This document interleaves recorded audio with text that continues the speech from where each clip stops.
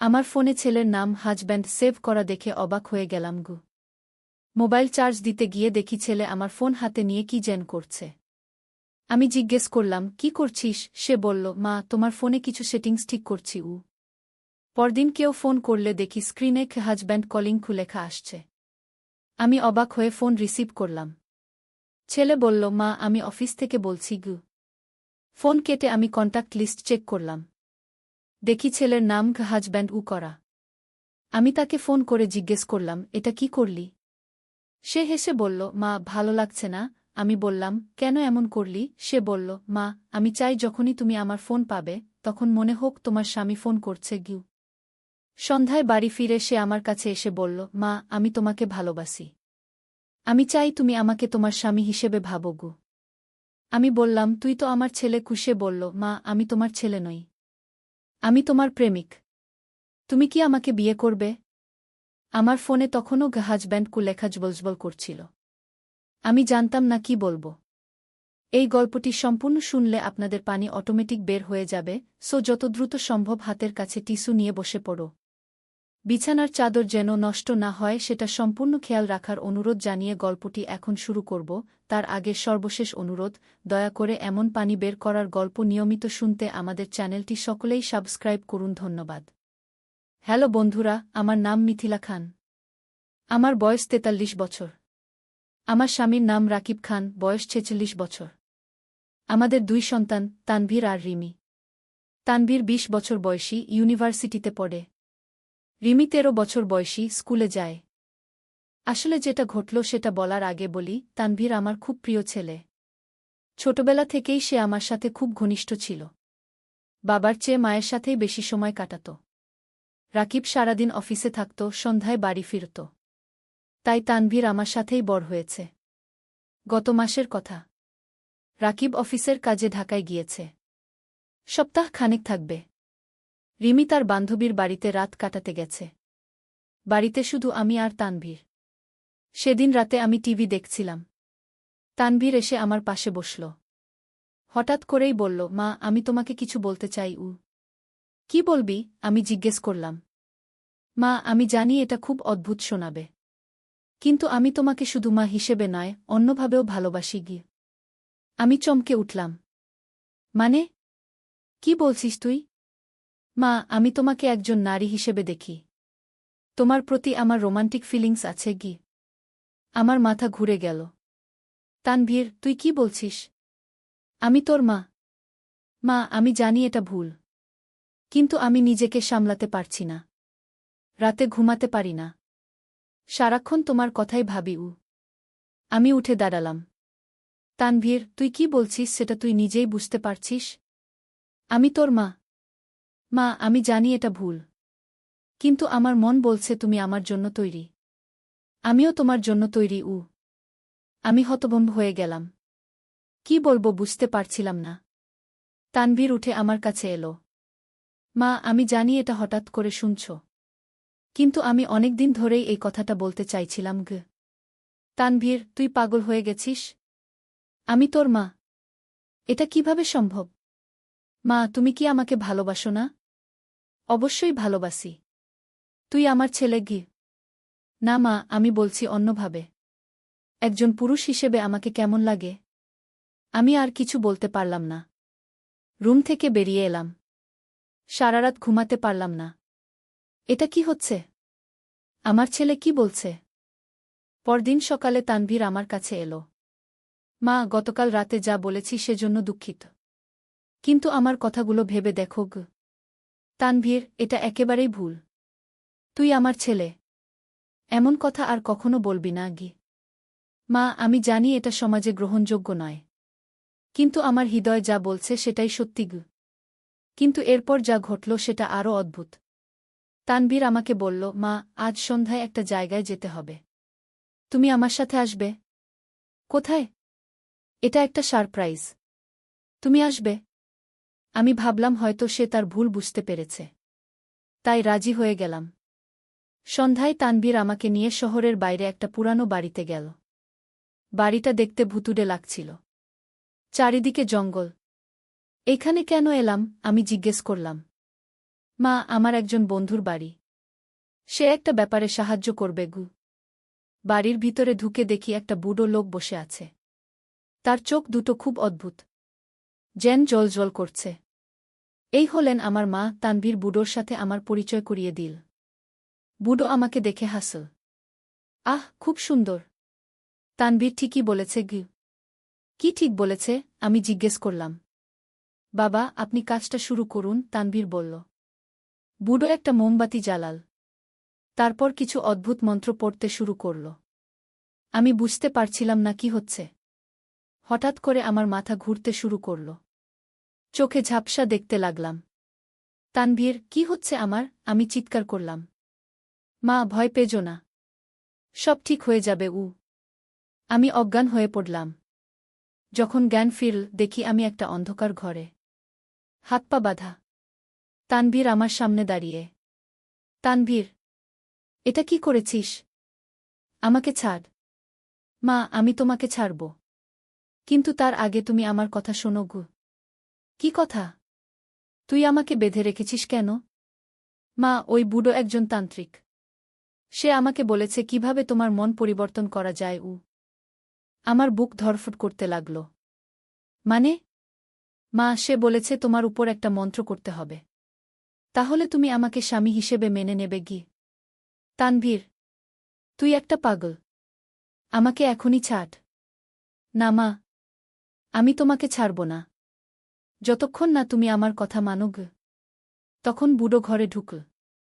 তার হাতে একটা অদ্ভুত পাত্র। ভিতরে কি যেন ধোঁয়া বের হচ্ছে। এবার শুরু করি, বুড়ো বলল। এই ধোঁয়া শুকলে তোমার মনের অবস্থা পরিবর্তন হয়ে যাবে। তুমি তোমার ছেলেকে স্বামী হিসেবে দেখবে গি। না, আমি এটা করব না। কিন্তু তারা আমার মুখের কাছে পাত্রটা ধরল। আমি নিঃশ্বাস বন্ধ করে রাখলাম। কিন্তু কতক্ষণ? শেষে নিঃশ্বাস নিতে হল। অদ্ভুত একটা গন্ধ। মাথা আরও ঘুরতে লাগল। চোখে অন্ধকার। আবার যখন জ্ঞান ফিরল, অদ্ভুত একটা ব্যাপার ঘটেছে। আমার মনের অবস্থা সত্যিই পরিবর্তন হয়ে গেছে। তানভীরকে দেখে অন্যরকম লাগছে, যেন সে সত্যিই আমার স্বামী। তানভীর, আমি ডাকলাম। হ্যাঁ মা? তুমি তুমি কেমন লাগছ?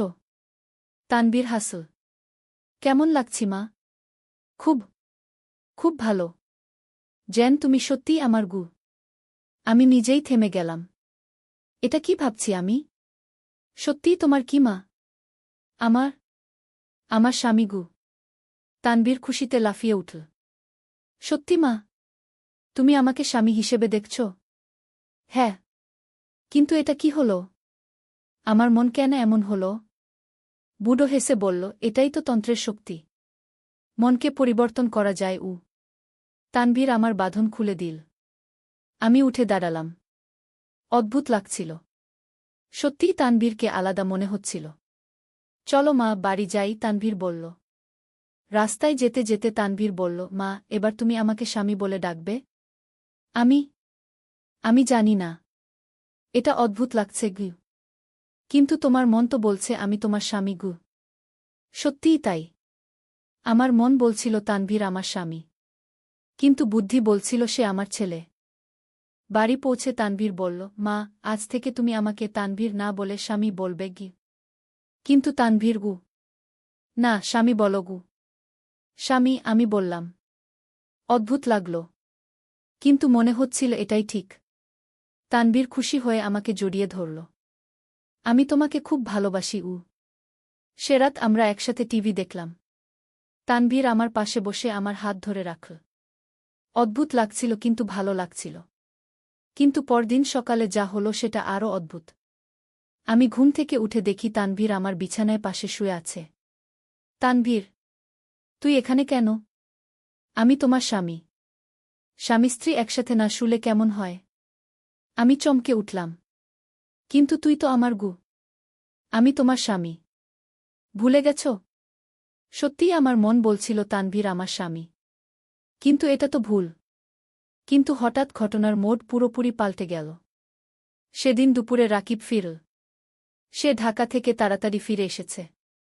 বাড়িতে ঢুকে দেখে তানভীর আমার পাশে বসে আমার হাত ধরে আছে। এটা কি হচ্ছে? রাকিব জিজ্ঞেস করল। আমি কিছু বলার আগেই তানভীর বলল, বাবা, আমি মায়ের সাথে বিয়ে করতে চাই। রাকিবের চোখ কপালে উঠল। কি বললি তুই? বাবা, আমি মাকে ভালোবাসি। আমি তাকে বিয়ে করব। রাকিব রেগেমেগে উঠল। পাগল হয়েছিস? সে তোর মা। না বাবা। সে আমার প্রেমিকা। আমরা বিয়ে করব। রাকিব আমার দিকে তাকাল। মিথিলা, এটা কি হচ্ছে? আমি কিছু বলতে পারলাম না। আমার মাথা ঘুরছিল। রাকিব তানভীরকে একটা থাপ্পড় মারল। পাগল! তুই কি বলছিস? তানভীর রেগে গেল। বাবা, আমাকে মারবেন না। আমি এখন মায়ের স্বামী। রাকিব আরও রেগে গেল। বাবা ছেলেতে ঝগড়া শুরু হল। এই ঝগড়ার মধ্যে হঠাৎ আমার মাথায় যেন বজ্রপাত হল। আমি বুঝতে পারলাম কি হয়েছে। সেই তান্ত্রিকের মন্ত্রের প্রভাব। আমি চিৎকার করে বললাম, থামো! সবাই থামো! সবাই থামল। তানভীর, তুই আমাকে কি করেছিস জানো? তুই আমার উপর তন্ত্রমন্ত্র করেছিস। তানভীর ঘাবড়ে গেল। মা, তুমি কি বলছ? আমি সব মনে করতে পারছি। তুই আমাকে সেই তান্ত্রিকের কাছে নিয়ে গিয়ে আমার উপর মন্ত্র করিয়েছিস। রাকিব অবাক হয়ে গেল। কি বলছো তুমি? আমি সব খুলে বললাম। কিভাবে তানভীর আমার উপর তন্ত্রমন্ত্র করিয়েছে যাতে আমি তাকে স্বামী হিসেবে দেখি। রাকিব রেগে গিয়ে তানভীরকে আরও মারধর করল। তুই এমন জঘন্য কাজ করলি? তানভীর কাঁদতে শুরু করল। বাবা, আমি মাকে ভালোবাসি। এটা ভালোবাসা নয়। এটা অসুস্থতা। তুই ডাক্তার দেখা। কিন্তু আসল সমস্যা হলো সেই মন্ত্রের প্রভাব এখনও আমার উপর আছে। যদিও আমি বুদ্ধি দিয়ে বুঝতে পারছি তানভীর আমার ছেলে, কিন্তু মন এখনও তাকে স্বামী হিসেবে দেখতে চাইছে। আমি রাকিবকে বললাম, এই মন্ত্রের প্রভাব কাটানোর উপায় বের করতে হবে। রাকিব বলল, আমরা সেই তান্ত্রিকের কাছে যাব। তাকে দিয়ে এর প্রতিকার করাব। পরদিন আমরা তিনজন সেই পুরানো বাড়িতে গেলাম। কিন্তু বাড়িটা ফাঁকা। তান্ত্রিক নেই। আশেপাশের লোকদের জিজ্ঞেস করে জানা গেল সে কোথায় গেছে কেউ জানে না। আমরা হতাশ হয়ে ফিরলাম। এবার কি করব? রাকিব বলল, আমাদের অন্য কোনো তান্ত্রিক খুঁজতে হবে। আমরা শহরের বিভিন্ন তান্ত্রিকের কাছে গেলাম। কিন্তু কেউ সঠিক সমাধান দিতে পারল না। একজন বলল, এটা খুব জটিল তন্ত্র। এটা কাটানো সহজ নয়। আরেকজন বলল, যে এই তন্ত্র করেছে সেই শুধু এটা কাটাতে পারবে। আমরা অনেক খোঁজাখুঁজি করলাম। শেষে একজন তান্ত্রিক বলল, আমি চেষ্টা করতে পারি। কিন্তু সফল হওয়ার গ্যারান্টি নেই। আমরা রাজি হলাম। সেই তান্ত্রিক অনেক জটিল পূজাপার্বণ করল। আমার উপর অনেক মন্ত্র পড়ল। কিন্তু কোনো কাজ হল না। তান্ত্রিক বলল, দুঃখিত। এই তন্ত্র খুবই শক্তিশালী। আমি এটা কাটাতে পারছি না। আমরা আরও হতাশ হলাম। এবার কি করব? রাকিব বলল, আমাদের সেই তান্ত্রিককে খুঁজে বের করতে হবে যে এই তন্ত্র করেছে। আমরা ব্যাপক খোঁজাখুঁজি শুরু করলাম। শহরের বাইরে গ্রামে গঞ্জে খোঁজ করলাম। একদিন একটা গ্রামে জানতে পারলাম এমন একজন তান্ত্রিকের কথা। তার বর্ণনা মিলে যাচ্ছে। আমরা সেই গ্রামে গেলাম। দেখা পেলাম সেই তান্ত্রিকের।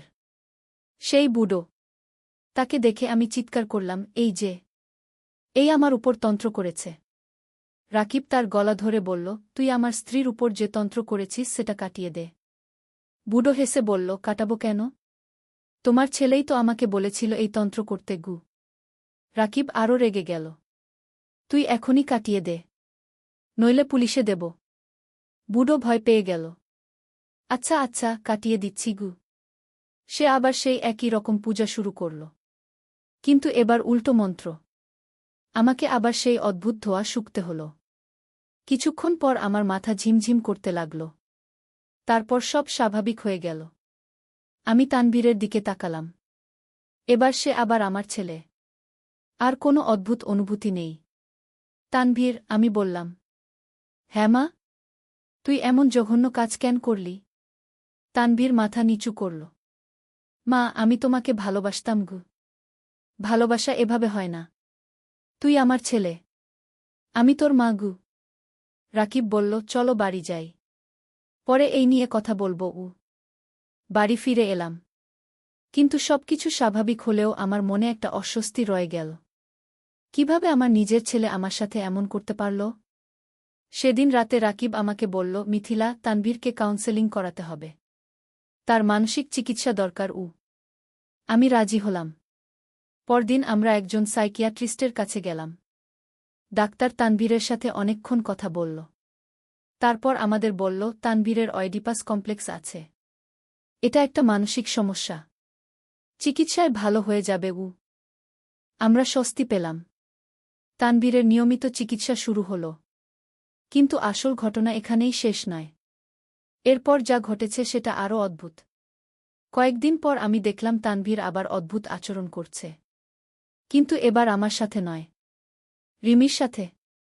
একদিন দেখলাম তানভীর রিমিকে বলছে, রিমি, তুই আমার সাথে একটা জায়গায় যাবি? রিমি বলল, কোথায় ভাই? এটা সারপ্রাইজ গু।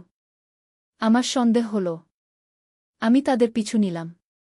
দেখলাম তানভীর রিমিকে নিয়ে সেই একই পুরানো বাড়িতে যাচ্ছে যেখানে আমাকে নিয়ে গিয়েছিল। আমি তাড়াতাড়ি রাকিবকে ফোন করলাম। রাকিব, তুমি তাড়াতাড়ি এসো। তানভীর আবার রিমিকে নিয়ে সেই তান্ত্রিকের কাছে গেছে গি। রাকিব দৌড়ে এলো। আমরা সেই বাড়িতে গেলাম। ভিতরে ঢুকে দেখি সেই তান্ত্রিক আবার সেই একই কাজ করছে। রিমির উপর মন্ত্র করছে। আমি চিৎকার করলাম, থামো, রিমিকে ছাড়ো। কিন্তু ততক্ষণে অনেক দেরি। রিমি অজ্ঞান হয়ে পড়েছে। রাকিব তান্ত্রিককে মারতে শুরু করল। তুই আবার এই কাজ করলি কেন? তান্ত্রিক বলল, আমি করিনি, তোমার ছেলেই আমাকে বলেছে গি। আমরা তানভীরের দিকে তাকালাম। সে কোনায় দাঁড়িয়ে আছে। তানভীর, তুই কি করেছিস? আমি চিৎকার করলাম। মা, আমি চাই রিমি আমাকে ভালোবাসুক। সে তোর বোন। আমি জানি মা, কিন্তু আমি তাকে ভালোবাসি। রাকিব তানভীরকে জোরে একটা থাপ্পড় মার। তুই সম্পূর্ণ পাগল হয়ে গেছিস। আমরা রিমিকে হাসপাতালে নিয়ে গেলাম। ডাক্তার বলল, তার অজ্ঞান হওয়ার কারণ কোনো ধোঁয়া শোকানো গ। পরদিন রিমির জ্ঞান ফিরল। কিন্তু তার আচরণও পরিবর্তন হয়ে গেছে। সে তানভীরকে দেখে অদ্ভুতভাবে হাসছে। ভাই, রিমি বলল, তুমি কেমন লাগছ? তানভীর খুশি হয়ে বলল, ভালো লাগছে রিমি। তুমি কেমন দেখছ আমাকে? তুমি তুমি খুব সুন্দর লাগছ গু। আমার বুকটা ধক করে উঠল। এবার রিমির উপরও সেই মন্ত্র কাজ করেছে। আমি রাকিবকে বললাম, আমাদের আবার সেই তান্ত্রিকের কাছে যেতে হবে। রিমির মন্ত্র কাটাতে হবে গু। কিন্তু এবার যখন গেলাম, সেই বুড়ো তান্ত্রিক বলল, আমি আর এই কাজে জড়াতে চাই না। তোমাদের ছেলে খুব বিপজ্জনক। আমরা অনুরোধ করলাম, কিন্তু সে রাজি হল না। রাকিব রেগে গিয়ে বলল, তুই রিমির মন্ত্র কাটিয়ে না দিলে আমি তোকে পুলিশে দিয়ে দেব গু। বুড়ো ভয় পেয়ে রাজি হল। আবার সেই একই প্রক্রিয়া। রিমির মন্ত্র কাটানো হল। রিমি স্বাভাবিক হয়ে গেল। কিন্তু তানভীর আরও বেশি মানসিক হয়ে গেল। সে বলল, আমি কিছুই পাব না। না মা, না রিমি গু। ডাক্তার বলল, তানভীরকে মানসিক হাসপাতালে ভর্তি করতে হবে গি। আমাদের আর কোনো উপায় ছিল না। তানভীরকে মানসিক হাসপাতালে ভর্তি করলাম। কিন্তু গল্প এখানেই শেষ নয়। এরপর যা ঘটেছে সেটা আরও অবিশ্বাস্য। মানসিক হাসপাতালে তানভীরের চিকিৎসা চলছিল। আমরা প্রতিদিন তাকে দেখতে যেতাম। একদিন হাসপাতালের ডাক্তার আমাদের ডেকে পাঠাল। তানভীরের অবস্থার উন্নতি হচ্ছে, ডাক্তার বলল। কিন্তু একটা অদ্ভুত ব্যাপার হয়েছে গি। কি ব্যাপার? রাকিব জিজ্ঞেস করল। তানভীর বলছে সে তার আসল পরিচয় মনে করতে পারছে না। সে বলছে তার নাম তানভীর নয় গু। আমরা অবাক হলাম। মানে? তানভীর বলছে তার আসল নাম অমিত। আর সে তোমাদের ছেলে নয় গি। আমার মাথা ঘুরে গেল। এটা কি বলছেন? তানভীর বলছে তার আসল বাবা মা অন্য। আর যাকে তোমরা তানভীর বলে জানো সে আসলে তানভীর নয় গু। রাকিব বলল, এটা তো পাগলামি। সে আমাদের ছেলে গু। আপনারা তার সাথে কথা বলুন গু। আমরা তানভীরের কাছে গেলাম। সে আমাদের দেখে বলল, আপনারা কারা? আমি তোর মা মিথিলা। আর উনি তোর বাবা রাকিব। না, আপনারা আমার বাবা মা নয়। আমার নাম অমিত। আমার বাবার নাম হরিদাস, মায়ের নাম সুমিত্রা গু। আমরা হতভম্ব হয়ে গেলাম। এটা কি হচ্ছে? ডাক্তার বলল, এটা হতে পারে মানসিক আঘাতের কারণে স্মৃতিভ্রংশ। কিন্তু তানভীর খুব বিস্তারিত বলতে পারল তার আসল পরিবারের কথা। কোথায় তারা থাকে, কি করে। আমি বললাম, তাহলে আমাদের আসল তানভীর কোথায়? সে বলল, আমি জানি না। আমি শুধু জানি আমি অমিত। রাকিব বলল, আমরা খোঁজ নিয়ে দেখি। আমরা সেই ঠিকানায় গেলাম যেটা তানভীর বলেছিল। সত্যিই সেখানে হরিদাস আর সুমিত্রা নামে একটা দম্পতি থাকে। আর তাদের ছেলে অমিত ২০ বছর আগে হারিয়ে গেছে। তারা তানভীরকে দেখে চিৎকার করে কাঁদতে শুরু করল। অমিত, আমার ছেলে। তানভীরও তাদের চিনতে পারল। বাবা, মা। আমরা হতবাক হয়ে গেলাম।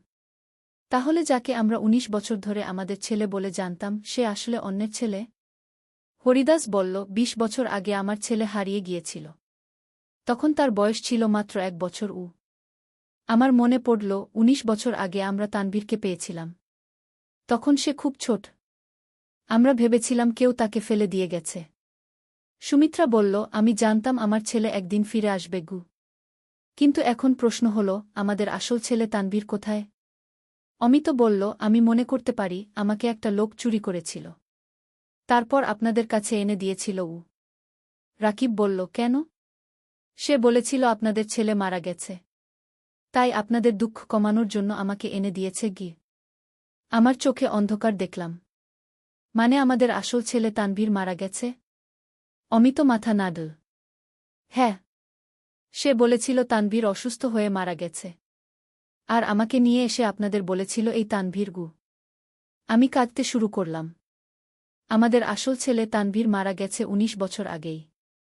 রাকিব বলল, তাহলে আমরা ১৯ বছর ধরে অন্যের ছেলেকে আমাদের ছেলে বলে মানুষ করেছি। সুমিত্রা বলল, আর আমরা ১৯ বছর ধরে আমাদের ছেলেকে খুঁজে ফিরেছি। এটা একটা অবিশ্বাস্য ঘটনা। কিন্তু সব প্রমাণ এটাই বলছে। রিমি কাঁদছিল। তাহলে আমার ভাইকে? অমিত বলল, আমি তোমার ভাই নই রিমি। আমি অমিত। এই ঘটনার পর আমাদের পরিবার ভেঙে গেল। অমিত তার আসল বাবা মায়ের সাথে চলে গেল। আমরা শোকে মুহ্যমান হয়ে গেলাম। আমাদের আসল ছেলে তানভীর আর নেই। কিন্তু গল্পের শেষ মোড়টা আরও অদ্ভুত। কয়েক মাস পর পুলিশ এসে আমাদের জানাল, আমরা একটা চক্র ধরেছি যারা বাচ্চা চুরি করে। কি চক্র? রাকিব জিজ্ঞেস করল। এই চক্রের নেতা স্বীকার করেছে যে ১৯ বছর আগে তারা আপনাদের ছেলে তানভীরকে চুরি করেছিল। আমার বুক ধড়ফড় করতে লাগল। তানভীর জীবিত? হ্যাঁ। তারা তানভীরকে অন্য একটা পরিবারের কাছে বিক্রি করে দিয়েছিল। আমি কাঁদতে শুরু করলাম। আমার ছেলে জীবিত। পুলিশ আমাদের নিয়ে গেল সেই পরিবারের কাছে। দেখলাম একটা ছেলে যার বয়স ১৯ বছর। দেখতে অবিকল আমাদের মতো। এই আপনাদের আসল ছেলে তানভীর, পুলিশ বলল। তানভীর আমাদের দেখে কিছুই বুঝতে পারল না। সে অন্য পরিবারের কাছে বড় হয়েছে। আমি তাকে জড়িয়ে ধরে কাঁদতে লাগলাম। তানভীর, আমার ছেলে। কিন্তু তানভীর অস্বস্তি বোধ করছিল। সে তো জানেই না আমরা কে। এখন আমাদের সামনে নতুন সমস্যা। রিমি এখনও সব বুঝতে পারছে না। সে মাঝে মাঝে অমিতকে ভাই বলে ডাকে, মাঝে মাঝে তানভীরকে খোঁজে। আমাদের জীবনে এক অদ্ভুত পরিবর্তন এসেছে, যা আমরা কখনো কল্পনাও করতে পারিনি। এই গল্পের শেষ হয়েছে কিনা জানি না। হয়তো আরও অদ্ভুত কিছু ঘটবে। কিন্তু একটা কথা বুঝেছি, জীবনে কোনো কিছুই নিশ্চিত নয়। যাকে আমরা নিজের ভাবি সেও হয়তো অন্যের। আর যাকে অন্যের ভাবি সে হয়তো আমাদের। সত্যি বলতে এই পুরো ঘটনা আমাদের জীবনকে নাটকের চেয়েও বেশি নাটকীয় বানিয়ে দিয়েছে। আজকে এ পর্যন্তই। আবার কোনো দিন আরও কিছু ঘটলে জানাব। ধন্যবাদ সবাইকে। নদীর ধারে সেই গা। প্রথম অধ্যায়, শুরুজাত। পদ্মা নদীর ধারে একটা ছোট্ট গ্রাম ছিল, নাম তার রূপসী গ্রাম। গ্রামের নাম শুনলেই মনে হতো কত সুন্দর হবে। আর সত্যিই গ্রামটা ছিল অপূর্ব সুন্দর। সবুজ ধানক্ষেত, নারিকেল আর সুপারি গাছের সারি, আর নদীর শীতল হাওয়া, সব মিলিয়ে এক স্বর্গের মতো জায়গা। এই গ্রামেই থাকত একটা ছেলে, নাম তার আলম। বয়স তখন ১৭ কি ১৮ হবে। ফর্সা রং, লম্বা চুল, আর চোখে একটা স্বপ্ন, বড় হয়ে সে লেখক হবে। প্রতিদিন সন্ধ্যায় নদীর ধারে বসে সে লিখত তার ডায়েরিতে। কখনো কবিতা, কখনো গল্প, কখনো শুধু মনের কথা। আলমের বাবা মোক্তার সাহেব ছিলেন গ্রামের স্কুলের প্রধান শিক্ষক। মা রহিমা বেগম ছিলেন একজন নরম মনের মহিলা, যিনি সবসময় সবার জন্য রান্না করতেন। তাদের ছোট্ট টিনের চালের বাড়িটা ছিল গ্রামের মাঝখানে। আলমের একটা ছোট বোন ছিল, সামিয়া। বয়স তার 10 বছর। চঞ্চল, দুষ্টু, কিন্তু খুব মিষ্টি। সে সবসময় ভাইয়ের পিছন পিছন ঘুরত। ভাইয়া, আমাকে নিয়ে চলো না। এই ছিল তার প্রিয় সংলাপ। দ্বিতীয় অধ্যায়, নতুন প্রতিবেশী। একদিন গ্রামে নতুন একটা পরিবার এলো। তারা ঢাকা থেকে এসেছিল। বাবা একজন সরকারি চাকরিজীবী, বদলি হয়ে এই উপজেলায় এসেছেন। তাদের সাথে ছিল একটা মেয়ে, নাম তার তানিয়া। তানিয়া ছিল আলমের সমবয়সী। লম্বা চুল, বড় বড় চোখ, আর মুখে সবসময় একটা হাসি। সে ছিল খুবই পড়ুয়া। বই পড়তে তার খুব ভালো লাগত। প্রথম দিন যখন সে গ্রামের স্কুলে ভর্তি হল, তখন সবাই অবাক হয়ে তাকে দেখছিল। শহুরে মেয়ে, কিন্তু কোনো অহংকার নেই। আলম আর তানিয়ার প্রথম দেখা হয়েছিল স্কুলের লাইব্রেরিতে। দুজনেই একই বই খুঁজছিল, রবীন্দ্রনাথের গোরা গু। তুমিও রবীন্দ্রনাথ পড়ো? আলম জিজ্ঞেস করেছিল। হ্যাঁ, আমার খুব প্রিয়। তুমি? তানিয়া হেসে জবাব দিয়েছিল। সেই থেকে তাদের বন্ধুত্ব শুরু। প্রতিদিন স্কুলে, লাইব্রেরিতে, আর কখনো কখনো নদীর ধারে বসে তারা গল্প করত। সাহিত্য নিয়ে, জীবন নিয়ে, স্বপ্ন নিয়ে। তৃতীয় অধ্যায়, স্বপ্নের কথা। একদিন সন্ধ্যায় নদীর ধারে বসে আলম তানিয়াকে বলল, জানো, আমি বড় হয়ে লেখক হতে চাই। এমন গল্প লিখব যেগুলো মানুষের মন ছুঁয়ে যাবে গু। তানিয়া মৃদু হেসে বলল, তুমি পারবে। তোমার লেখার হাত খুব ভালো। তুমি যা লিখো তাতে আন্তরিকতা আছে গি। তুমি কি হতে চাও? আলম জিজ্ঞেস করল। আমি শিক্ষিকা হতে চাই। গ্রামের মেয়েদের পড়াতে চাই। দেখো না, এখানে কত মেয়ে স্কুলেই যায় না। আমি চাই সবাই পড়াশোনা করুক। তানিয়ার কথা শুনে আলম অবাক হল। এতটা সরল, এতটা নিঃস্বার্থ স্বপ্ন। তুমি সত্যিই অসাধারণ, আলম বলল। তানিয়া লজ্জা পেয়ে বলল, আরে না, আমি সাধারণ। তবে হ্যাঁ, আমি মানুষের জন্য কিছু করতে চাই। সেদিন থেকে আলমের মনে তানিয়ার জন্য একটা বিশেষ জায়গা তৈরি হল। সে বুঝতে পারছিল না এটা কি অনুভূতি, কিন্তু তানিয়াকে না দেখলে তার দিন ভালো যেত না। চতুর্থ অধ্যায়, বর্ষাকাল। বর্ষা এলো। পদ্মা নদী ফুলে ফেপে উঠল। চারিদিকে পানি আর পানি। স্কুল বন্ধ হয়ে গেল। বৃষ্টি থামার নাম নেই। একদিন সন্ধ্যায় আলম দেখল তানিয়া তাদের বাড়ির সামনে দাঁড়িয়ে আছে, ভিজে একদম। কি হয়েছে? এভাবে বৃষ্টিতে ভিজে আসলে কেন? আলম চিন্তিত হয়ে জিজ্ঞেস করল। আমার বই। আমার প্রিয় বইটা। আমি নদীর ধারে রেখে এসেছিলাম। পানিতে ভেসে যাবে কি? তানিয়া কাঁদো কাঁদো স্বরে বলল। আলম কিছু না ভেবে ছাতা নিয়ে বেরিয়ে পড়ল। বৃষ্টি তখন মুষলধারে পড়ছে। সে নদীর ধারে গিয়ে দেখল তানিয়ার বইটা একটা পাথরের নিচে চাপা পড়ে আছে, কিন্তু পানি প্রায় সেখানে পৌঁছে গেছে। সে দ্রুত বইটা তুলে নিল। সৌভাগ্যবশত বইটা পুরোপুরি ভিজেনি। সে তার শার্টের ভিতরে বইটা লুকিয়ে বাড়ি ফিরল। তানিয়া যখন বইটা পেল, তার চোখে পানি এসে গেল। তুমি এতটা করলে আমার জন্য? তুমি আমার বন্ধু। বন্ধুর জন্য এটুকু তো করাই যায়, আলম হেসে বলল। সেদিন থেকে তানিয়াও বুঝতে পারল, আলম তার কাছে শুধু একজন বন্ধু নয়, আরও বেশি কিছু। পঞ্চম অধ্যায়, গ্রামের মেলা। শরৎকাল এলো। গ্রামে বড় মেলা বসল। নৌকা বাইচ, পুতুল নাচ, জারি গান, কত কিছু। সারা গ্রামে উৎসবের আমেজ। আলম আর তানিয়া একসাথে মেলা ঘুরছিল। স্বামীয়াও ছিল তাদের সাথে। সে দুষ্টুমি করে বলল, ভাইজা, তানিয়া আপু তোমার বউ হবে? আলম আর তানিয়া দুজনেই লজ্জা পেয়ে গেল। আলম স্বামীয়াকে বকা দিল, কিন্তু মনে মনে সে ভাবছিল, সত্যিই তো, তানিয়াকে ছাড়া তার জীবন অসম্পূর্ণ মনে হয়। মেলায় একটা পুতুলের দোকানে তানিয়া একটা সুন্দর পুতুল দেখে মুগ্ধ হয়ে গেল। কিন্তু দাম শুনে হতাশ হল, 50 টাকা। তার কাছে এত টাকা ছিল না। আলম চুপি চুপি পুতুলটা কিনে নিল। মেলা শেষে যখন বাড়ি ফিরছিল, তখন সে তানিয়াকে পুতুলটা দিল। এটা তুমি আমার জন্য? তানিয়া অবাক হয়ে বলল। তুমি যেটা চেয়েছিলে সেটা তোমার হওয়া উচিত কি? আলম মৃদু হেসে বলল। তানিয়া পুতুলটা বুকে জড়িয়ে ধরল। ধন্যবাদ, আলম। তুমি সত্যিই খুব ভালো। সেদিন রাতে আলম তার ডায়েরিতে লিখল, আজ আমি বুঝেছি ভালোবাসা কাকে বলে। যাকে দেখলে বুক ভরে যায়, যার জন্য নিজের সবকিছু দিয়ে দিতে ইচ্ছা করে, সেই তো ভালোবাসা। ষষ্ঠ অধ্যায়, শঙ্কর। কিন্তু জীবন তো সবসময় সুখের থাকে না। একদিন আলমের বাবা হঠাৎ অসুস্থ হয়ে পড়লেন। ডাক্তার বলল তাকে ঢাকায় নিয়ে যেতে হবে ভালো চিকিৎসার জন্য। আলম দুশ্চিন্তায় পড়ে গেল। ঢাকায় যেতে হলে অনেক টাকা লাগবে। তাদের পরিবার তো সচ্ছল নয়। তানিয়া যখন এ খবর পেল, সে তার বাবাকে বলল। তানিয়ার বাবা একজন ভালো মানুষ ছিলেন। তিনি আলমের বাবার চিকিৎসার জন্য টাকা দিতে রাজি হলেন। না না, এভাবে আমরা নিতে পারব না, মোক্তার সাহেব বললেন। আপনি আমার মেয়ের শিক্ষকের বাবা। আমার দায়িত্ব আপনার সেবা করা, তানিয়ার বাবা বললেন। শেষ পর্যন্ত আলমের বাবাকে ঢাকায় নিয়ে যাওয়া হল। আলম আর তার মা তার সাথে গেল। সামিয়া থেকে গেল গ্রামে তানিয়াদের বাড়িতে। ঢাকায় থাকতে হল প্রায় 1 মাস। সেই 1 মাস আলম প্রতিদিন তানিয়াকে চিঠি লিখত। মোবাইল ফোন তো তখন সবার ছিল না। চিঠি ছিল যোগাযোগের মাধ্যম। তানিয়াও প্রতিদিন চিঠির অপেক্ষায় থাকত। আলমের চিঠি পড়ে সে বুঝতে পারত আলম কতটা কষ্টে আছে, কতটা দুশ্চিন্তায় আছে। সে নিজেও আলমের জন্য দোয়া করত। সপ্তম অধ্যায়, ফিরে আসা। অবশেষে মোক্তার সাহেব সুস্থ হয়ে উঠলেন।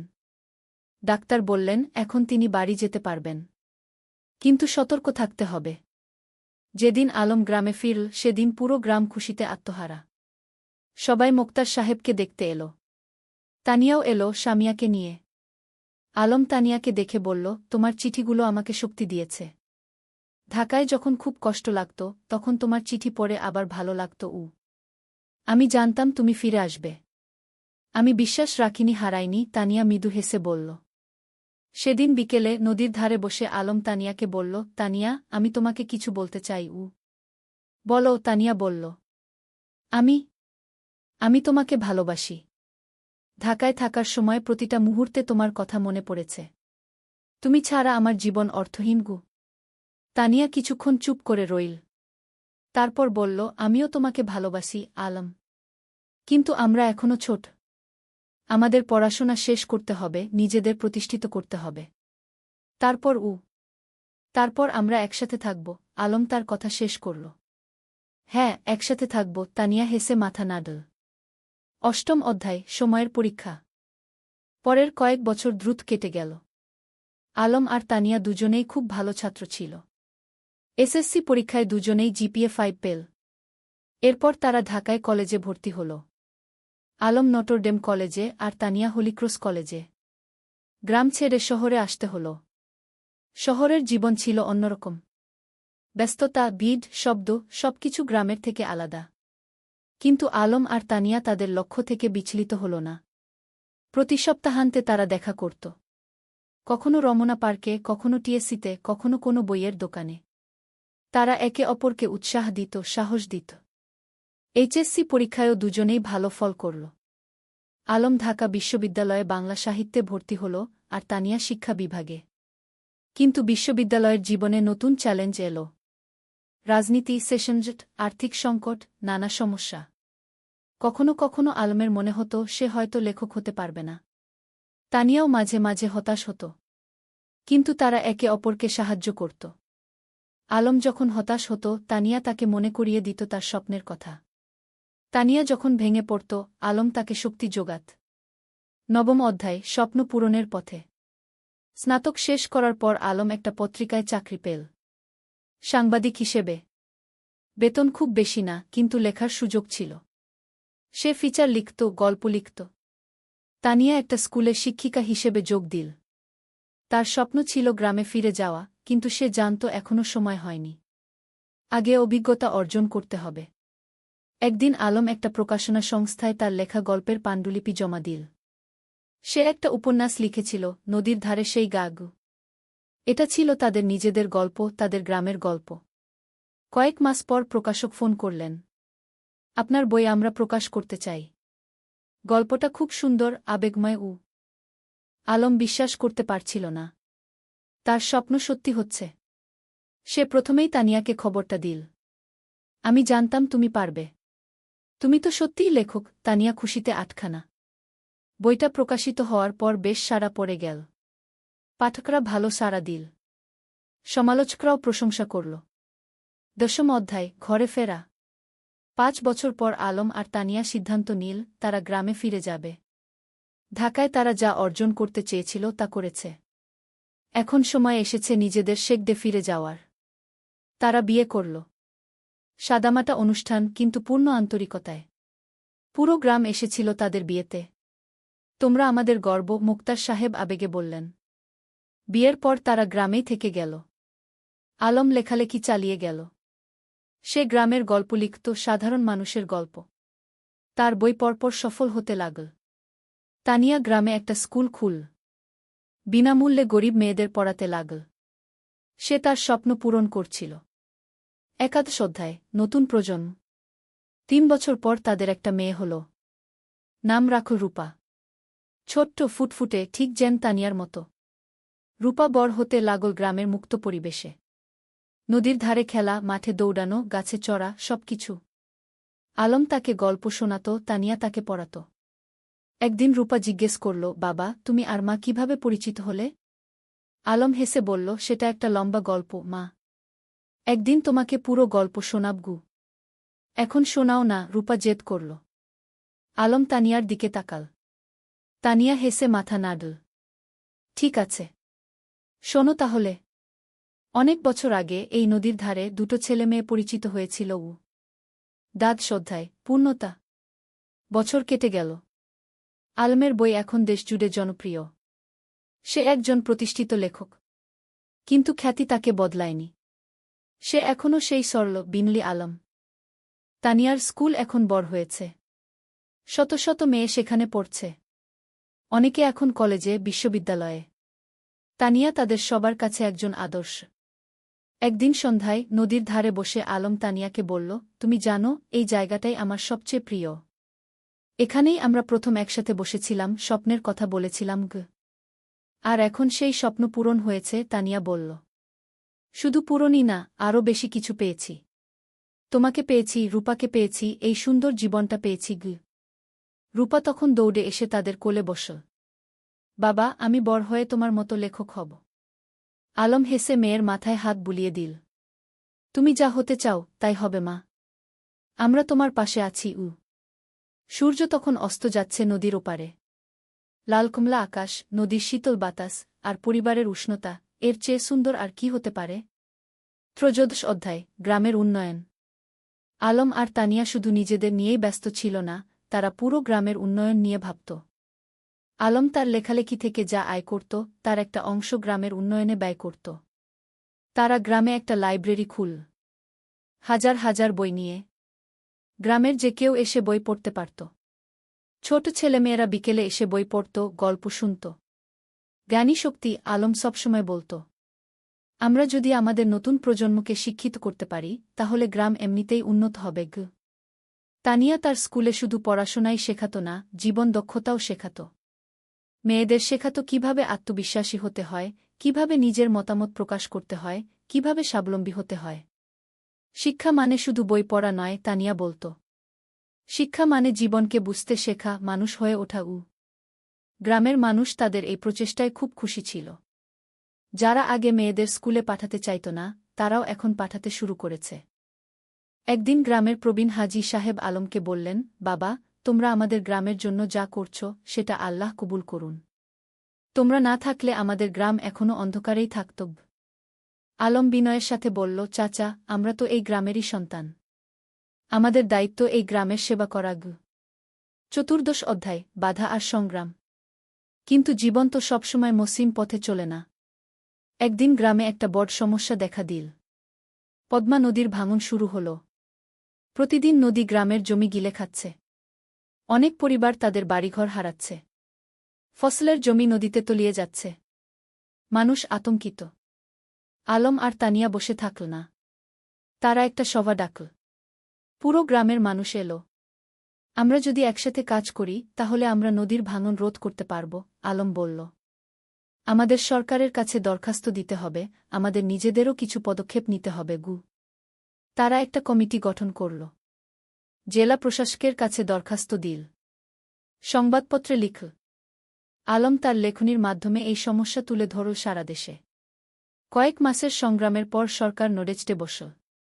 নদীর তীরে বাঁধ নির্মাণের কাজ শুরু হল। ধীরে ধীরে ভাঙন থামল। গ্রামের মানুষ স্বস্তির নিঃশ্বাস ফেল। তোমরা আমাদের গ্রামকে বাঁচিয়েছ, একজন বৃদ্ধ আলমকে আশীর্বাদ করলেন। আমরা সবাই মিলে বাঁচিয়েছি, আলম বলল। এটা সবার প্রচেষ্টার ফল। পঞ্চদশ অধ্যায়, রূপার স্বপ্ন। রূপা এখন 10 বছরের। খুব মেধাবী মেয়ে। স্কুলে সবসময় প্রথম হয়। কিন্তু শুধু পড়াশোনায় নয়, সে খেলাধুলায়, গানেও ভালো। একদিন রূপা তার বাবা-মাকে বলল, আমি ডাক্তার হতে চাই। গ্রামের মানুষদের সেবা করব। আলম আর তানিয়া খুশি হল। তাদের মেয়ে অন্যের সেবা করতে চায়, এর চেয়ে বড় গর্বের আর কি হতে পারে? তুমি যা হতে চাও, আমরা তোমাকে সাহায্য করব, তানিয়া বলল। কিন্তু রূপার একটা শর্ত ছিল। আমি ঢাকায় না, গ্রামেই থাকব। এখানেই পড়ব, এখানেই ডাক্তারি করব। আলম হেসে বলল, কেন মা? ঢাকায় তো ভালো সুযোগ পাবে। বাবা, তুমি আর মা যেমন গ্রামে ফিরে এসেছ, আমিও তাই চাই। গ্রামের মানুষদের সবচেয়ে বেশি সাহায্যের দরকার। এই কথা শুনে আলমের চোখে পানি এসে গেল। তার মেয়ে তার আদর্শকে ধারণ করছে। রূপা খুব পরিশ্রমী ছিল। প্রতিদিন ভোরে উঠে পড়াশোনা করত। মায়ের স্কুলে ছোটদের পড়াতে সাহায্য করত। বাবার লেখার কাজেও হাত লাগাত। রূপা, তুমি এত কাজ করো, ক্লান্ত হয়ে যাও না? তানিয়া একদিন জিজ্ঞেস করল। না মা, আমি যখন মানুষের উপকার করি তখন আমার ভালো লাগে। ক্লান্তি লাগে না, রূপা হেসে জবাব দিল। ষোড়শ অধ্যায়, পুরস্কার। আলমের লেখালেখি এখন দেশের সীমা পেরিয়ে গেছে। তার বই অনুবাদ হয়েছে বিভিন্ন ভাষা। বিদেশেও পাঠক তৈরি হয়েছে। একদিন একটা খবর এলো। আলম জাতীয় সাহিত্য পুরস্কার পেতে যাচ্ছে। এটা দেশের সর্বোচ্চ সাহিত্য পুরস্কার। পুরো গ্রাম আনন্দে উদ্বেলিত। আমাদের আলম জাতীয় পুরস্কার পাবে, সবাই গর্ব করে বলতে লাগল। পুরস্কার দেওয়ার অনুষ্ঠান হল ঢাকায়। প্রধানমন্ত্রী নিজে পুরস্কার তুলে দিলেন আলমের হাতে। আপনার লেখা আমাদের গ্রামবাংলার প্রকৃত চিত্র তুলে ধরে, প্রধানমন্ত্রী বললেন। আপনি দেশের গর্ব। আলম বিনয়ের সাথে পুরস্কার নিল। তার মনে পড়ল সেই দিনগুলোর কথা, যখন সে নদীর ধারে বসে স্বপ্ন দেখত লেখক হওয়ার। পুরস্কার পাওয়ার পর আলম একটা বক্তৃতা দিল। এই পুরস্কার শুধু আমার একার নয়। এটা আমার স্ত্রী তানিয়ার, আমার মেয়ে রূপার, আমার গ্রামের সব মানুষের। তারা আমাকে অনুপ্রাণিত করেছে, সাহস দিয়েছে। তানিয়ার চোখে খুশির অশ্রু। তার স্বামী এত বড় সম্মান পেল, কিন্তু তবুও সে নিজের কৃতিত্ব সবার সাথে ভাগ করে নিচ্ছে। সপ্তদশ অধ্যায়, তানিয়ার স্বীকৃতি। আলমের পুরস্কার পাওয়ার 1 বছর পর তানিয়াও একটা সম্মান পেল। সরকার তাকে সেরা শিক্ষক পুরস্কার দিল। তার স্কুল থেকে যে মেয়েরা বের হয়ে গেছে, তারা এখন বিভিন্ন ক্ষেত্রে প্রতিষ্ঠিত। কেউ ডাক্তার, কেউ ইঞ্জিনিয়ার, কেউ শিক্ষক, কেউ উদ্যোক্তা। পুরস্কার নেওয়ার সময় তানিয়া বলল, আমি শুধু বীজ বপন করেছি। এই মেয়েরাই আমার আসল পুরস্কার। তারা নিজেদের প্রতিষ্ঠিত করেছে, সমাজে অবদান রাখছে। তার স্কুলের একজন প্রাক্তন ছাত্রী, যে এখন একজন সফল ব্যবসায়ী, মঞ্চে উঠে এসে বলল, ম্যাডাম না থাকলে আমি আজ এখানে থাকতাম না। তিনি আমাকে শুধু পড়াশোনাই শেখাননি, আত্মবিশ্বাস শিখিয়েছেন। রূপা তখন মঞ্চের নিচে বসে মায়ের দিকে তাকিয়েছিল, গর্বিত চোখে। আমার মা সত্যিই সেরা, সে মনে মনে বলল। অষ্টাদশ অধ্যায়, সময়ের প্রবাহ। আরও কয়েক বছর কেটে গেল। রূপা এখন 8ম শ্রেণীতে। খুব ভালো ছাত্রী। তার স্বপ্ন ডাক্তার হওয়ার, সেই স্বপ্ন এখনও অটুট। আলম এখনও লিখে যাচ্ছে। তার নতুন একটা উপন্যাস বের হল, জোছনা রাতের স্বপ্ন। এটাও বেশ জনপ্রিয় হল। তানিয়ার স্কুল এখন অনেক বড়। 300 জন ছাত্রী, 10 জন শিক্ষক, একটা পূর্ণাঙ্গ শিক্ষা প্রতিষ্ঠান। গ্রামটাও অনেক বদলে গেছে। এখন পাকা রাস্তা, বিদ্যুৎ, স্বাস্থ্যকেন্দ্র, সবকিছু আছে। কিন্তু গ্রামের আত্মা, সেই সারল্য, সেই ভালোবাসা, সেটা আছে অক্ষুণ্ণ। একদিন সন্ধ্যায় পুরো পরিবার নদীর ধারে বসেছিল। আলম, তানিয়া, রূপা আর শামিয়া। শামিয়া এখন বিবাহিত, তার একটা ছেলে আছে। ভাইয়া, মনে আছে যখন আমি ছোট ছিলাম, তুমি আর ভাবি এখানে বসে গল্প করতে? শামিয়া হেসে বলল। মনে আছে, আলম হেসে বলল। সেই সময়গুলো কত সুন্দর ছিল। এখনকার সময়ও কম সুন্দর নয়, তানিয়া বলল। আমরা একসাথে আছি, সুস্থ আছি, খুশি আছি, এর চেয়ে বড় সৌভাগ্য আর কি? রূপা বলল, বাবা, তোমার আর মায়ের মতো আমিও একজন ভালো মানুষকে জীবনসঙ্গী হিসেবে পেতে চাই। আলম মেয়ের মাথায় হাত রেখে বলল, তুমি পাবে মা। তবে তার আগে তোমার স্বপ্ন পূরণ করো। ডাক্তার হও। তারপর জীবনসঙ্গী খুঁজবে। 19 অধ্যায়, নতুন চ্যালেঞ্জ। রূপা এসএসসি পরীক্ষা দিল। ফলাফল বেরোল, জিপিএ 5। পুরো গ্রাম খুশি। আলম আর তানিয়া গর্বিত। কিন্তু এখন একটা বড় সিদ্ধান্ত নিতে হবে। রূপা ডাক্তার হতে চায়, আর তার জন্য তাকে মেডিকেল কলেজে ভর্তি হতে হবে। কিন্তু গ্রামে তো মেডিকেল কলেজ নেই। বাবা, আমি ঢাকা মেডিকেলে ভর্তি হতে চাই, রূপা বলল। আলম একটু চিন্তিত হল। কিন্তু তুমি তো বলেছিলে গ্রামে থাকবে। হ্যাঁ বাবা, আমি গ্রামে ফিরে আসব। কিন্তু ভালো ডাক্তার হতে হলে ভালো প্রতিষ্ঠান থেকে পড়তে হবে। আমি 5 বছর ঢাকায় থাকব, তারপর ফিরে আসব এবং গ্রামে একটা হাসপাতাল খুলব। তানিয়া বলল, মেয়েটা ঠিকই বলছে। আমরাও তো ঢাকায় গিয়ে পড়াশোনা করেছিলাম। তারপর ফিরে এসেছি। রূপা ঢাকা মেডিকেল কলেজে ভর্তি হল। প্রথম দিকে গ্রাম ছেড়ে যেতে খুব কষ্ট হচ্ছিল, কিন্তু সে জানত এটা তার লক্ষ্যের জন্য প্রয়োজন। আলম আর তানিয়া প্রতি মাসে ঢাকায় যেত মেয়েকে দেখতে। রূপা ফোনে প্রতিদিন কথা বলত। 20 অধ্যায়, পরিবারের বন্ধন। 5 বছর খুব দ্রুত কেটে গেল। রূপা ডাক্তার হয়ে গেল। এমবিবিএস পাস করল ভালো ফলসহ। এখন তার সামনে অনেক সুযোগ। ঢাকার বড় বড় হাসপাতাল তাকে চাকরির অফার দিচ্ছে। কিন্তু রূপার লক্ষ্য অন্য। বাবা, আমি গ্রামে ফিরে আসছি, রূপা ফোনে বলল। তুমি নিশ্চিত? ঢাকায় তো অনেক ভালো সুযোগ, আলম বলল। বাবা, আমার স্বপ্ন তো ঢাকায় বড় ডাক্তার হওয়া নয়। আমার স্বপ্ন গ্রামের মানুষের সেবা করা। রূপা গ্রামে ফিরে এলো। গ্রামের মানুষ তাকে মাথায় করে নিয়ে এলো। আমাদের নিজের ডাক্তার। সে একটা ছোট ক্লিনিক খুলল। বিনামূল্যে গরিব মানুষদের চিকিৎসা দিতে লাগল। যাদের সামর্থ্য আছে তারা দিত। যাদের নেই তাদের কাছ থেকে কিছু নিত না। তুমি কিভাবে চালাবে এভাবে? আলম একদিন জিজ্ঞেস করল। বাবা, তুমি তো লেখক হয়েছ মানুষের সেবা করার জন্য, মা শিক্ষিকা হয়েছে সেবার জন্য। আমিও তাই। টাকা পয়সা পরে দেখা যাবে। আলম মেয়েকে জড়িয়ে ধরল। তুমি আমাদের গর্ব। 21 অধ্যায়, নতুন সঙ্গী। রূপা যখন ক্লিনিকে ব্যস্ত তখন একদিন একজন তরুণ ডাক্তার এলো। তার নাম ফাহিম। সে ঢাকা থেকে এসেছে গ্রামাঞ্চলে স্বেচ্ছাসেবা করতে। ফাহিম আর রূপা একসাথে কাজ করতে লাগল। দুজনেই একই স্বপ্ন দেখে, গ্রামের মানুষের সেবা করা। ধীরে ধীরে তাদের মধ্যে বন্ধুত্ব হল। তারপর সেই বন্ধুত্ব ভালোবাসায় রূপান্তরিত হল। একদিন ফাহিম আলমের কাছে এলো। চাচা, আমি রূপাকে বিয়ে করতে চাই।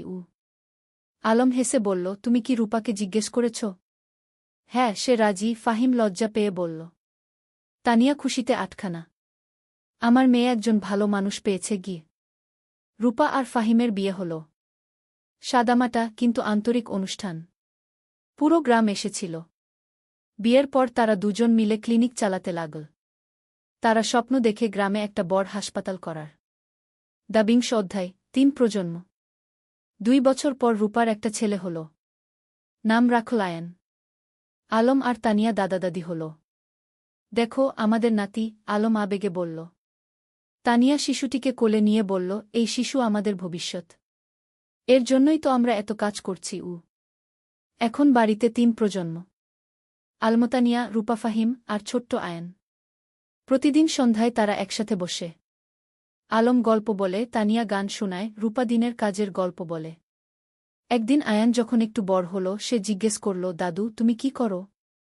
আলম হেসে বলল, আমি গল্প লিখি, নাতুগু। আমাকে একটা গল্প বলো না? ঠিক আছে, শোনো তাহলে। অনেক বছর আগে এই নদীর ধারে কে। আর এভাবেই চলতে থাকে জীবনের গল্প প্রজন্ম থেকে প্রজন্মে। 23 অধ্যায়, উত্তরাধিকার। আলম এখন 60 পেরিয়ে গেছে। চুলদাড়ি পেকে গেছে। কিন্তু লেখার হাত এখনো অক্ষুণ্ণ। সে এখনো প্রতিদিন লেখে। তানিয়াও এখন অবসর নিয়েছে স্কুল থেকে। কিন্তু মাঝে মাঝে যায় ছাত্রীদের সাথে দেখা করতে। একদিন আয়ান, যে এখন 5 বছরের, দাদুকে জিজ্ঞেস করল, দাদু তুমি কত বই লিখেছ? প্রায় 20টা, আলম বলল। আমিও বড় হয়ে লেখক হব, আয়ান বলল। রূপা হেসে বলল, তুমি যা হতে চাও তাই হবে গি। আলম নাতিকে কোলে নিয়ে বলল, লেখক হওয়া মানে শুধু বই লেখা নয় বাবা। লেখক হওয়া মানে মানুষের কথা বলা, সত্য বলা, ভালোবাসা ছড়িয়ে দেওয়া গি। আমি সব করব, আয়ান উৎসাহিত হয়ে বলল। তানিয়া নাতিকে আদর করে বলল, তুমি করবে, আমরা জানি গি। ২৪ অধ্যায় গ্রামের হাসপাতাল। রূপা আর ফাহিমের স্বপ্ন ছিল গ্রামে একটা বড় হাসপাতাল খোলার। তারা কয়েক বছর ধরে টাকা জমিয়ে রাখছিল। আলমও তার রয়্যালটির একটা অংশ দিয়েছিল। অবশেষে সেই দিন এল। তারা একটা ৩ তলা হাসপাতাল তৈরি করল। নাম দিল রূপসী হাসপাতাল। উদ্বোধনের দিন পুরো জেলা থেকে মানুষ এল। স্বাস্থ্যমন্ত্রী নিজে এসে উদ্বোধন করলেন। এই হাসপাতাল শুধু একটা স্বাস্থ্যসেবা কেন্দ্র নয়, মন্ত্রী বললেন। এটা একটা স্বপ্নের বাস্তবায়ন। ডা রূপা আর ডা ফাহিম যা করেছেন সেটা অনুকরণীয় গু। হাসপাতালে ১০টা বেড, অপারেশন থিয়েটার, ল্যাবরেটরি, সবকিছু আছে। আর সবচেয়ে বড় কথা, গরিবদের জন্য বিনামূল্যে চিকিৎসার ব্যবস্থা। আলম গর্বে বুক ফুলিয়ে বলল, আমার মেয়ে যা করেছে আমি কলম দিয়ে তা করতে পারিনি গু। তুমি কলম দিয়ে মানুষের মন ছুঁয়েছ, আমি হাত দিয়ে মানুষের শরীর সারাচ্ছি। দুটোই সমান গুরুত্বপূর্ণ, রূপা বলল। ২৫ অধ্যায় প্রত্যাবর্তন। একদিন গ্রামে একটা আশ্চর্য ঘটনা ঘটল। যে ছেলেটা ৩০ বছর আগে গ্রাম ছেড়ে আমেরিকায় গিয়েছিল সে ফিরে এল। তার নাম জামিল। সে আমেরিকায় একজন সফল ব্যবসায়ী। কিন্তু বয়স হয়েছে, এখন শেখদে ফিরতে চায়। জামিল আলমের সাথে দেখা করতে এল। আমি তোমার বই পড়েছি আমেরিকায় বসে। সেই বই পড়ে আমার গ্রামের কথা মনে পড়ে গেল। তাই ফিরে এলাম ঘ। স্বাগতম, আলম হাসি মুখে বলল। জামিল বলল, আমি এই গ্রামের জন্য কিছু করতে চাই। তুমি কি পরামর্শ দাও? আলম ভাবল একটু। তারপর বলল, গ্রামে একটা কারিগরি প্রশিক্ষণ কেন্দ্র খোলো। যুবকদের হাতে কলমে কাজ শেখাও। তাহলে তারা চাকরি পাবে, স্বাবলম্বী হবে গু। জামিল খুশি হল। চমৎকার আইডিয়া। কয়েক মাসের মধ্যে একটা কারিগরি প্রশিক্ষণ কেন্দ্র খোলা হল। সেখানে ছেলেমেয়েরা কম্পিউটার, ইলেকট্রনিক্স, সেলাই, রান্না, নানা বিষয়ে প্রশিক্ষণ পেতে লাগল। এভাবে একে একে গ্রামে নতুন নতুন সুবিধা যুক্ত হতে লাগল। কেউ ফিরে এসে স্কুলে দান করল, কেউ রাস্তা বানিয়ে দিল, কেউ মসজিদ মন্দির সংস্কার করল। আলম দেখছিল আর ভাবছিল, একজন মানুষ যদি ভালো কাজ শুরু করে তাহলে সেটা অন্যদেরও অনুপ্রাণিত করে কি। ২৬ অধ্যায় পরবর্তী প্রজন্ম। আয়ান এখন ১০ বছরের। খুব মেধাবী ছেলে। সে দাদুর কাছে বসে গল্প শোনে, দাদির কাছে থেকে জীবনের পাঠ নেয়। একদিন স্কুলে একটা রচনা প্রতিযোগিতা হল। বিষয় ছিল আমার স্বপ্নের বাংলাদেশ। আয়ান লিখল, আমার স্বপ্নের বাংলাদেশে সবাই শিক্ষিত হবে। কেউ অসুস্থ হলে চিকিৎসা পাবে। কেউ গরিব থাকবে না। সবাই একসাথে মিলেমিশে থাকবে। আমার দাদু বলেন, স্বপ্ন দেখতে হয় বড়, তারপর সেই স্বপ্ন পূরণের জন্য কাজ করতে হয় গে। আয়ান প্রথম হল। পুরস্কার পেল। আলম নাতির রচনা পড়ে চোখ ভিজিয়ে ফেল। আমাদের শিক্ষা বৃথা যায়নি। নতুন প্রজন্ম ঠিক পথে আছে গু। ২৭ অধ্যায় জীবনের সন্ধ্যা। আলম এখন ৬৫ পেরিয়ে গেছে। শরীর একটু দুর্বল হয়ে এসেছে। কিন্তু মন এখনও তরুণ। একদিন ডাক্তার বলল, তার হার্টে সমস্যা আছে। বিশ্রাম নিতে হবে। রূপা খুব চিন্তিত। বাবা, তুমি এখন আর এত কাজ করবে না। বিশ্রাম নাও। কিন্তু আলম কি থেমে থাকার মানুষ? সে এখনও লেখে, মানুষের সাথে দেখা করে, গ্রামের উন্নয়নের কাজে যুক্ত থাকে। তানিয়া বলল, তুমি একটু শান্ত হও। আমরা এত কাজ করেছি, এখন পরের প্রজন্মকে দায়িত্ব দাও। তুমি ঠিক বলছ, আলম মেনে নিল। কিন্তু আমার একটা শেষ ইচ্ছা আছে গি। কি? তানিয়া জিজ্ঞেস করল। আমি আমাদের জীবনের গল্পটা লিখতে চাই। একটা আত্মজীবনী।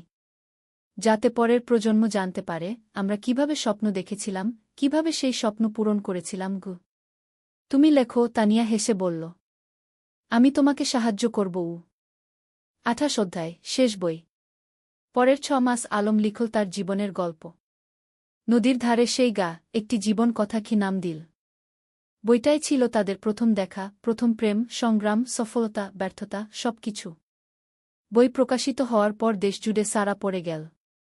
মানুষ পড়ল আর অনুপ্রাণিত হল। একজন পাঠক চিঠি লিখল, আপনার বই পড়ে আমি বুঝেছি স্বপ্ন দেখা আর তা পূরণ করা সম্ভব। আমিও এখন আমার গ্রামে ফিরে যাব, কিছু করব। আলম এই চিঠি পড়ে খুশি হল। দেখো তানিয়া, আমাদের জীবন বৃথা যায়নি। আমরা মানুষকে অনুপ্রাণিত করতে পেরেছি। 29 অধ্যায়, বিদায়। এক শীতের সকালে আলম ঘুম থেকে উঠল না। তার হার্ট অ্যাটাক হয়েছে। রূপা যতই চেষ্টা করল কিছু করতে পারল না। আলম চলে গেল। পুরো গ্রাম শোকে মুহ্যমান। আমাদের আলম চলে গেল, সবাই কাঁদল।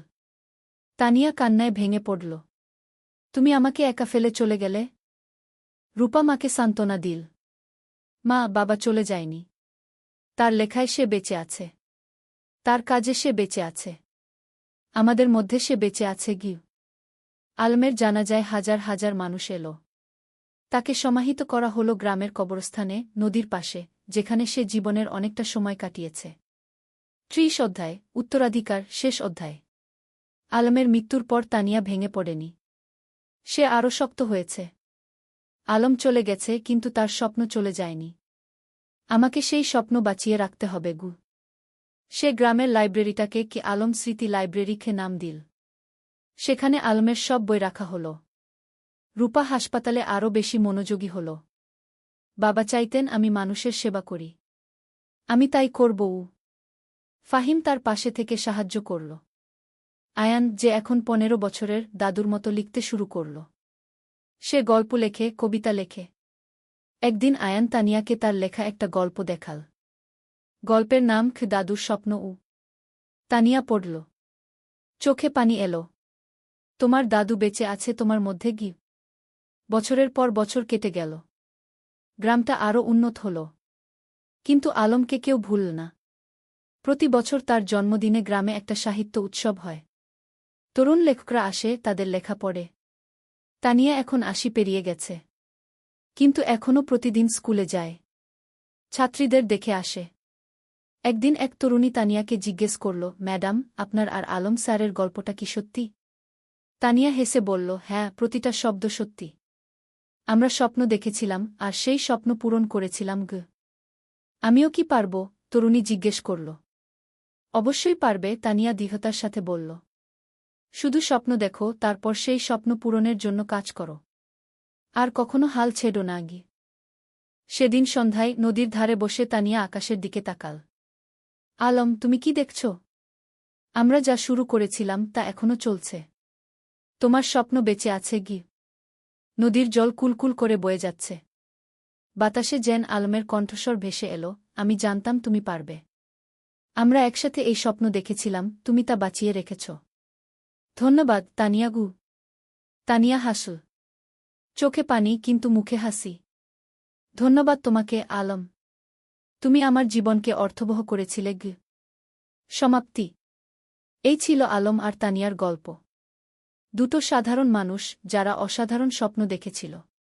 আর সেই স্বপ্ন শুধু নিজেদের জন্যই ছিল না, ছিল সবার জন্য। আজও রূপসী গ্রামে যদি যাও, দেখবে আলম স্মৃতি লাইব্রেরি, তানিয়া বালিকা বিদ্যালয়, রূপসী হাসপাতাল, সবকিছু দাঁড়িয়ে আছে। এগুলো শুধু ভবন নয়, এগুলো স্বপ্নের বাস্তবায়ন। আর নদীর ধারে, যেখানে একদিন দুটো তরুণী বসে স্বপ্ন দেখেছিল, সেখানে এখন একটা ফলক লাগানো আছে। তাতে লেখা, যেখানে স্বপ্ন শুরু হয়েছিল।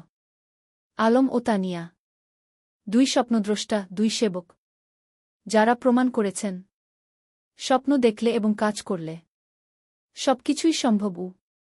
শিক্ষা, জীবনে স্বপ্ন দেখো বড়, তারপর সেই স্বপ্ন পূরণের জন্য নিরলসভাবে কাজ করো। নিজের জন্য নয়, সবার জন্য কিছু করার চেষ্টা করো। তাহলেই জীবন সার্থক হবে।